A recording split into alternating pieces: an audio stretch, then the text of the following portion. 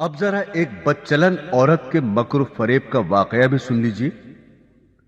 بنی اسرائیل کے یہاں ایک پہاڑ تھا جسے وہ بڑی عظمت والا سمجھتے تھے اور اس کی بڑی عظمت و توقیر کرتے تھے، اور اگر کسی بات کا فیصلہ کرتے وقت قسم کھانے کی نوبت آتی تو اس پہاڑ پر چڑھ کر قسم کھاتے اور اسے وہ سچا سمجھ لیتے۔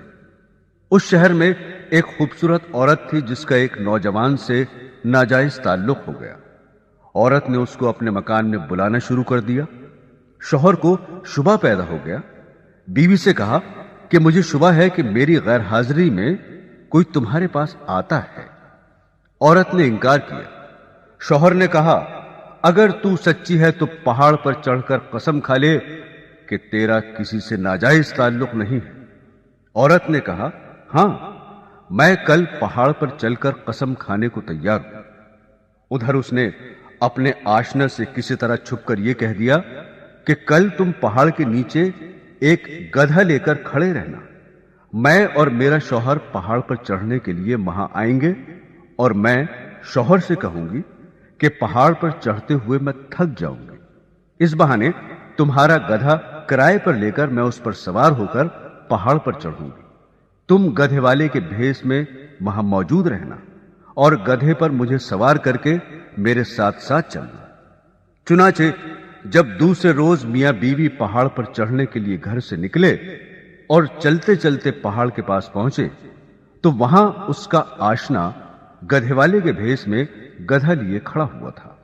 عورت نے شوہر سے کہا چلتے چلتے میں تھک گئی ہوں، مجھے یہ گدھا کرائے پر سواری کے لیے دو۔ شوہر نے گدھے والے سے کرایہ مقرر کیا اور بیوی کو گدھے پر سوار کر کے تینوں پہاڑ پر چڑھنے لگے۔ جب وہ جگہ آئی جہاں لوگ قسمیں کھاتے تھے تو اس مکار عورت نے اپنے آپ کو گدھے سے نیچے گرا دیا، اور اس گرنے میں اپنی رانے وغیرہ قابل سطر بدن بھی ننگا کر دیا، اور ایسی صورت پیدا کر دکھائی کہ شوہر نے یہی سمجھا کہ گدھے سے اتفاقاً گر گئی اور گرتے ہوئے اتفاقاً ننگی ہو گئی ہے۔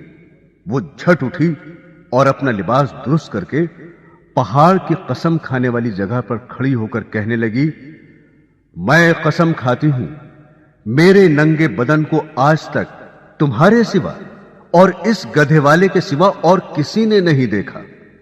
شوہر مطمئن ہو گیا کیونکہ اس نے یہ سمجھا کہ اس گدھے والے نے اسے گدھے سے گرتے ہوئے اس کا ننگا بدن اتفاقاً دیکھا۔